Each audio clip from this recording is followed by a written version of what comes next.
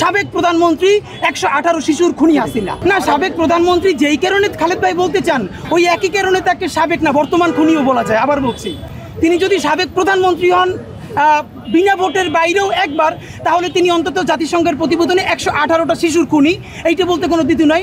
সুতরাং 118 শিশু খুনি বইলা আপনি যদি এর সাথে একবার সাবেক প্রধানমন্ত্রী বলেন আমাদের কোনো আপত্তি নেই। বলতে হবে সাবেক প্রধানমন্ত্রী 118 শিশুর খুনি হাসিনা। এবং খালেদ ভাই যদি মনে করে সেই 20 মিনিট নিয়ে তিনি আলোচনা করবেন, অবশ্যই যাব।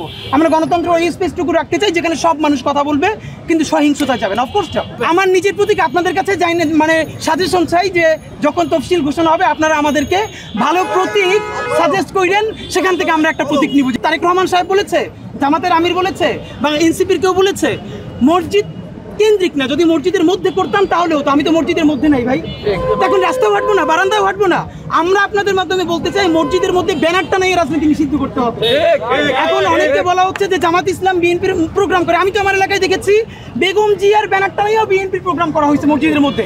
আমরা বলবো হ্যাঁ, যখন কোরআন শিক্ষা হবে ভালো কাজ হবে। কেন বিএনপি কি মিলাদুন্নবীর অনুষ্ঠান করবে না? তাহলে বিএনপি মিলাদুন্নবীর অনুষ্ঠান করলে সে মসজিদে করবে না? কেমন কথা? মসজিদেও করবে, রাস্তাও করবে, জামাতও করবে। তবে হ্যাঁ, একদম কোর পলিটিক্যাল প্রোগ্রামগুলো মসজিদের মধ্যে করা না উচিত। যেমন দেখেন, আমি এই জনসংযোগটা তো মসজিদের মধ্যে গিয়ে করতেছি না, এইটা আমি রাস্তায় করব। কিন্তু আমি যদি এখন মিলাদুন্নবী করি তাহলে আমি মসজিদে করব না? হ্যাঁ, তবে কেউ ব্যানারটা নিয়ে একদম পলিটিক্যাল প্রোগ্রাম মসজিদে করবো না, এটা আমরা চাই। টানা তৃতীয়বার অর্জন করেছে দেশের সেরা সুপার ব্র্যান্ড স্বীকৃতি বসুন্ধরা টিস্যু। গণভোটের ব্যাপারটা আমরা ইনকিলাব মঞ্চ থেকে আগামী কালকে হয়তো আমরা প্রেস মিট করে বলবো যে এখানে আমাদের অবস্থান কি। তো যেহেতু সংস্কার কমিশন বলেছে যে নির্বাচনের দিন অথবা নির্বাচনের আগে যে কোনো সময় করা যেতে পারে, আমি মনে করি এটা আসলে খুব সিগনিফিকেন্ট কোনো ইস্যু না। গণভোটটা লাগবে, সুতরাং ডেটটা কবে হবে এটা নিয়ে আমাদের এখনও প্রচুর আলোচনার সুযোগ আছে। যেহেতু গভর্নমেন্ট সিদ্ধান্ত দেয় না, এটা ঐক্যমত্য কমিশনের সুপারিশ। সুতরাং সবাই মিলেই যাতে জুলাইয়ের তাৎপর্য ঠিক থাকে, গণভোটটাও হয়, এটা নিয়ে আমরা ইনশাল্লাহ আগামীকালকে বা পরশু অফিসিয়ালি বলবো। আর নির্বাচনের ব্যাপারে এটাই, আমরা অবশ্যই ফেব্রুয়ারিতে একটা নির্বাচন শুধু হলে হবে না, ভালো নির্বাচন হতে হবে। এবং এখানে আমরা চাই আমাদের ইতিহাসের শ্রেষ্ঠতম নির্বাচনটা হোক, যেখানে জনমত সত্যিভাবে রিফ্লেকশন হোক। এবং আমরা চাই যে নতুন বাংলাদেশ নির্মাণে প্রচুর তরুণ, তারাও সবাই কম্পিট করুক। জিতবে কি জিতবে না সেটা কথা না, কারণ আজকে যে কম্পিট করবে আগামী 50 বছর পর্যন্ত সে পলিটিক্স করবে।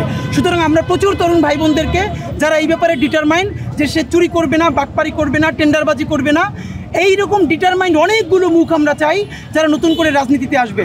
সে মনে করতে পারে অনেক হেভিওয়েট ক্যান্ডিডেটের সাথে প্রতিদ্বন্দ্বিতা করবে, না, ব্যাপারটা এমন না। কারণ হেভিওয়েট ক্যান্ডিডেট আগামী 50 বছর বাঁচবে না, তো 50 বছরের পরে বাংলাদেশে পলিটিক্সটা করবে কে?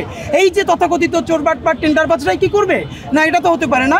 সুতরাং আমরা আমাদের তরুণ ভাই বোন যারা সৎ, সাহসী, মেধাবী, যোগ্য, তাদেরকে অনুরোধ করছি আপনারাও চিন্তা করেন। আমরা অ্যাপলিটিক্যাল জেনারেশন হলে হবে না, ভালো অর্থে পলিটিক্স করতে হবে এবং শুরুটা করতে হবে। একদিন না একদিন আমাদের বাংলাদেশ হবে ইনশাল্লাহ।